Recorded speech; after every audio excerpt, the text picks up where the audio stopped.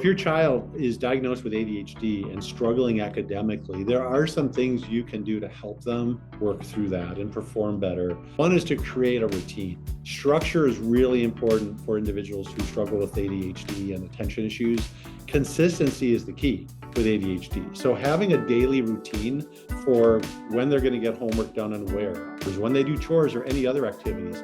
Visual schedules can really help with that, so they can visually see it. And know what's coming. Because sometimes for kids with ADHD, transitions are very hard, and getting a heads up of what's coming is important.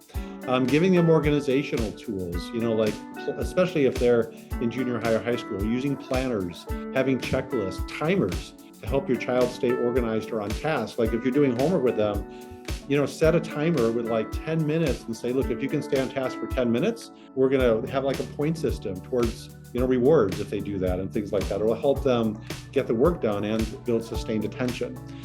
Breaking tasks into manageable steps is really important. So, one of the issues with attention is it shows up as difficulties with sustained attention. And the reason sustained attention is so hard is their brains have to work so hard to do an academic task that they develop mental fatigue, which then, can be zoning out or getting distracted. So breaking the task down will help them stay more focused while doing the work, and also help them not be as overwhelmed. Positive reinforcement is so important. What's hard is that kids with ADHD hear a lot of negativity, often from their teacher in school, depending on how their teacher views their behavior. A lot of times at home, we as parents can get on our kids when they struggle with ADHD. Things like, we could be done if you would just focus right now, right? Who hasn't said that? But really try to be positive and look for the positives in your child and praise that for them, because they really need it. And then just the obvious things like a healthy lifestyle, a balanced diet, regular exercise is important, moving, getting enough sleep. Those can really impact ADHD symptoms. And then lastly, developing skill, right? So at LearningRx, ADHD is our most common diagnosis.